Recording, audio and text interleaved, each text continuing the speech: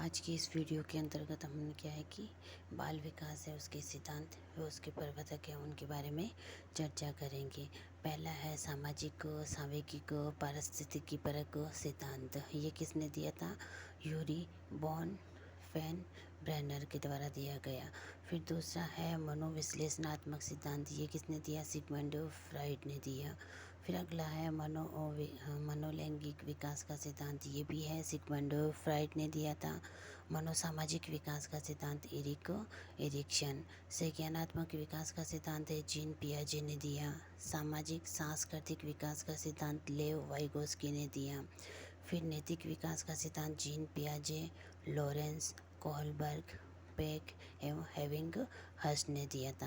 भाषा विकास का सिद्धांत है वो है नोम चामेस्की के द्वारा दिया गया। तो इस प्रकार है कि बाल विकास के ये सिद्धांत है और उनके ये क्या कि प्रवर्तक हैं। इनमें से अपन क्या करेंगे, एक एक जो है कि ये सिद्धांत है उसको लेंगे और उसके बारे में क्या कि विस्तार से चर्चा करेंगे। फिर सामाजिक सांवेगिक पारिस्थितिकी परक सिद्धांत है। यह सिद्धांत किसने दिया था? यूरी बॉन फैन ब्रेनर के द्वारा दिया गया था। इसकी एक पुस्तक थी the ecology of human development के इकोलॉजी ऑफ ह्यूमन डेवलपमेंट। इस सिद्धांत के अनुसार कुछ सामाजिक वातावरणीय कारक होते हैं जो बच्चे के विकास को क्या प्रभावित करते हैं। यदि एक कारक सकारात्मक होता है तो बच्चे का विकास अच्छा, तथा एक कारक नकारात्मक हो और सकारात्मक नहीं होता है तो बच्चे का विकास अच्छा नहीं होता है। इसमें क्या है कि सिद्धांत के अनुसार ये कहा गया कि अगर बच्चे के सामने जो वातावरण होता है, वातावरण क्या है कि उसको सामाजिक वातावरण उसको वो प्रभावित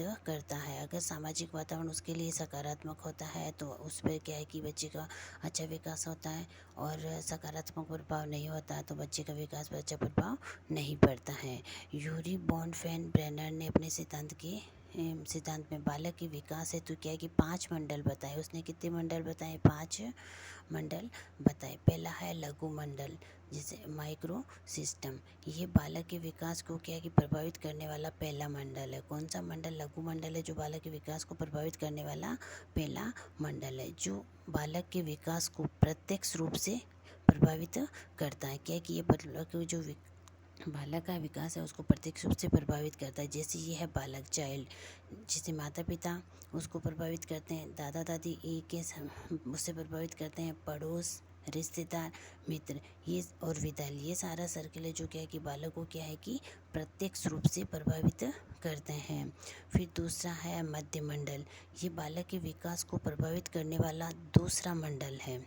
कौन सा? मध्य मंडल है, जो दूसरा मंडल है, जो बालक के विकास को उच्च स्तर तक क्या कि प्रभावित करता है। इसमें लघु मंडल है, उसके घटकों के आपसी संबंध शामिल होते हैं। जैसे ये लघु मंडल है, इसके जो घटक होते हैं ना, उनके जो आपसी संबंध है वो इसमें क्या है कि शामिल होते हैं। जैसे माता पिता, दादा दादी है, तो इसमें क्या है कि माता और दादी उनके दोनों के बीच संबंध कैसे होते हैं। दादा और पिता है, उसके बीच संबंध कैसे होते हैं। जैसे कि अगर सास और बहू है, उनके के बीच क्या है कि नोकझोंक नहीं होती रहती है और उनमें क्या है कि अच्छे संबंध है, तो उसका प्रभाव क्या है कि बच्चे पर भी पड़ता है। जैसे कि इनके बीच में अगर हमेशा नोकझोंक होती रहती है तो उसका प्रभाव क्या है कि परिवार में जो छोटे बच्चे हैं उन बच्चों पर पड़ता है। और विद्यालय का वातावरण कैसा होता है, उससे भी क्या है कि बच्चा प्रभावित होता है।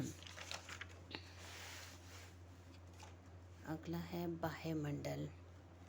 इसमें क्या है? एक्सो सिस्टम। ये बालक के विकास को क्या है कि अप्रत्यक्ष रूप से प्रभावित करता है। जो पहले वाले दो मंडल है, जो वो तो क्या है कि बालक को प्रत्यक्ष रूप से प्रभावित करते हैं, लेकिन बाह्य मंडल है, ये बालक के विकास को क्या है कि अप्रत्यक्ष रूप से प्रभावित करता है। जैसे कि चाइल्ड माता पिता है, उसका कार्यस्थल, दादा दादी, जैसे माता पिता का कार्यस्थल के भी किस स्थान पर, उनकी जॉब किस स्थान पर है, वो क्या है कि उससे संबंधित आएंगे तो उससे संबंधित ही बातें करेंगे, जिसका प्रभाव क्या है कि बच्चे पर पड़ता है। फिर दादा दादी धार्मिक संस्थाएं, जैसे दादा दादी है जो धार्मिक संस्थाओं पे जाएंगे तो धार्मिक संस्था भजन कथा आदि ये सुनते हैं, तो वो क्या है कि घर पे आके उन्हीं के बारे में चर्चा करते हैं, जिससे उससे क्या है कि उसका प्रभाव भी बच्चे पे, उन धार्मिक संस्थाएं या धार्मिक बातों का प्रभाव भी उन बच्चों पे पड़ता है। फिर विद्यालय सरकारी नीतियाँ, विद्यालय के द्वारा जो सरकारी नीतियाँ बनाई जाती है उन नीतियों से भी बच्चा प्रभावित प्रभावित करता है। इसलिए ये क्या है कि अप्रत्यक्ष रूप से बच्चों को प्रभावित करने वाला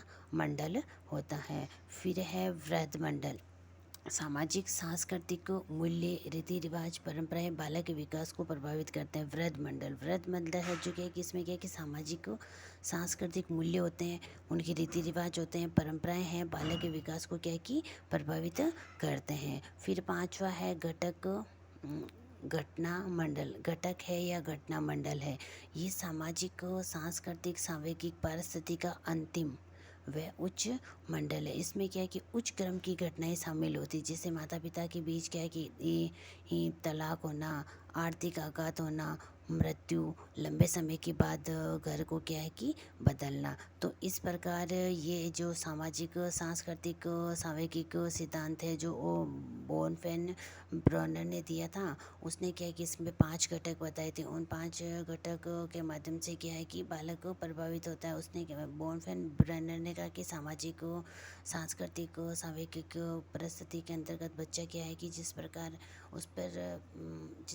परिवार के अंतर्गत माहौल होता है, उस माहौल का उस बच्चे पर क्या है कि काफ़ी हद तक प्रभाव पड़ता है। अगर वहाँ का माहौल सकारात्मक होता है तो बच्चा क्या है कि जो को विकास है वो क्या है कि अच्छा होगा। अगर उसका जैसे कि उस परिस्थितियाँ सकारात्मक नहीं है तो उसके ये जो विकास होता है और उसके अंतर्गत तो जो सांस्कृतिक सामाजिक गुण होते हैं वो क्या है कि नकारात्मक घटना परिस्थितियों की ओर बढ़ने लगते हैं। इस प्रकार आज अपने क्या है कि सामाजिक सांस्कृतिक सामाजिक जो सिद्धांत है उसके बारे में चर्चा की है। उसने क्या है कि ब्रॉनफेन ब्रेनर ने उसके 5 सिद्धांत बताए हैं। जैसे पहला बताया था उसने लघु मंडल, दूसरा मध्य मंडल, तीसरा बाह्य मंडल, चौथा वृहद मंडल और पांचवा है घटना मंडल। तो अपन क्या करेंगे, अगले वाला जो वीडियो है उसमें क्या है कि अपन अगला वाला सिद्धांत लेंगे, मनोविश्लेषणात्मक सिद्धांत, और उसके बारे में विस्तार से चर्चा करेंगे।